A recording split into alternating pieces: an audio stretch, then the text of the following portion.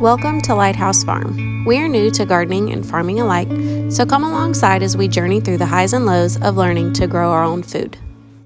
We're out here in the orchard today, pruning some fruit trees. I don't know much about pruning fruit trees other than if there are any branches that are rubbing against each other, branches that crisscross, branches that are growing down, or branches that are growing like in the center. You want to allow for more airflow, so we're just kind of winging it. And I do know that you want to clean your shears before moving to the next tree, so that if one tree has a disease that you don't transfer it to another. So here we go, pruning our trees.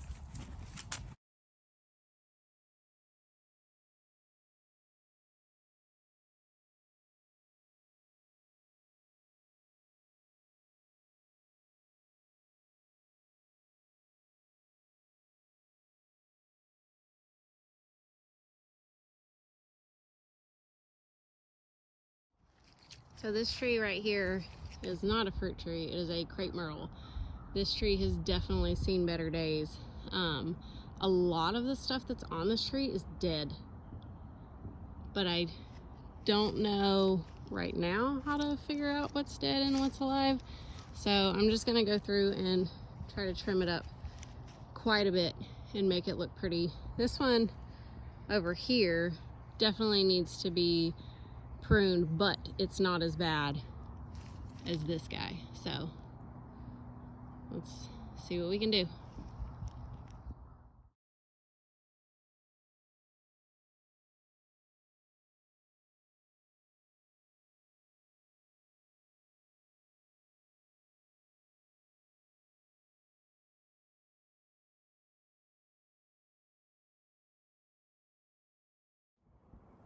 So apparently I have no idea how to work the battery operated saws. I don't know what's wrong with them, but it's not the battery. The batteries are charged. I don't know what happened. So I'm gonna have to put this on pause because I'm only able to do what I can do with the clippers, and I've done everything that I can do with the clippers. I need an actual saw to prune the rest of them. But priority was getting the fruit trees done.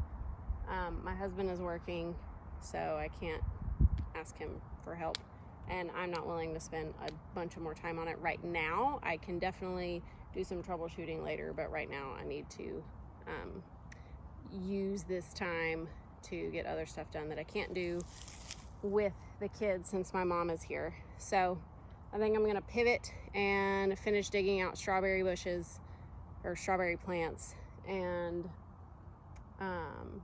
then I'm gonna, I think, top dress the berry bushes and stuff like that. So we'll see. Okay, so my plan is now to top dress these blueberry bushes. I'm gonna add a little bit of soil acidifier, and then once I top dress these with a little bit of compost, I'm going to put in some more strawberry bushes in here because there's plenty of space in between here. So I'm gonna do that real quick, and then hopefully have time to dig out these rose bushes and start prepping the bed along the house right here for herbs, and then for the green stalk. So let's see how this goes.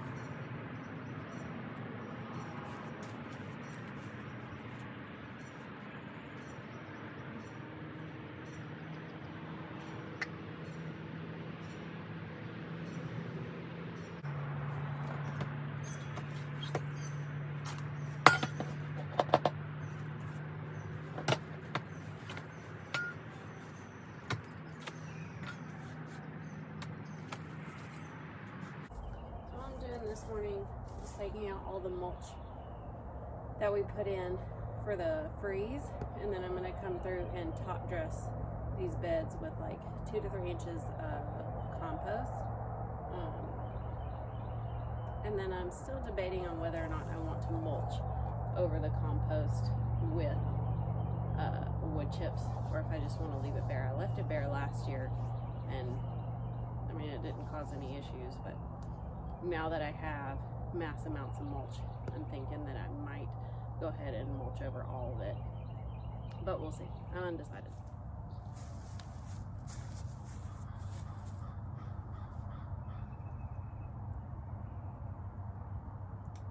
I was gonna work on this bed today, but there's a huge ant pile right here, and they're already pretty irritated, so I don't think I'm gonna stick my hand in there today. I put some of that taro ant killer out. It is the ones that come in the tiny little black containers. They also have little clear ones for inside your house, but I got the ones for outdoor. Somebody that I watch on YouTube, she puts those in her garden, and she says that she prefers that method and it's a more effective method. Yes, baby? Look, you see the ants right here? Band-Aid on it? Okay. So I had an entire wagon full of strawberries, and now they're on the compost pile. I have planted in every single possible spot, and those are all left over from last year. Clearly I'm very bothered by having to toss these, but I've planted as many as I can, and without just leaving them in the bed, like I have no other place for them. I've asked friends if they want them, short of posting it on like Facebook and seeing if anybody wants to come get them, but I'm not going to devote time to that. It's not worth it. So anyways, these little guys, maybe they'll take root in my compost pile and produce some strawberries. Otherwise, they'll feed the worms, feed the soil. It'll be good. Here's to strawberries. Lots and lots and lots of strawberries. I'm very excited. There's probably like, I don't know, there's at least 80 plants there that are babies.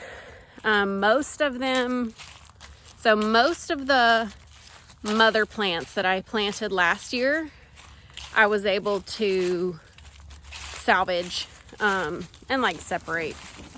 In my last video I was talking about not being able to really tell, but some of them you can definitely tell that they're just way bigger and way more established than the rest of them.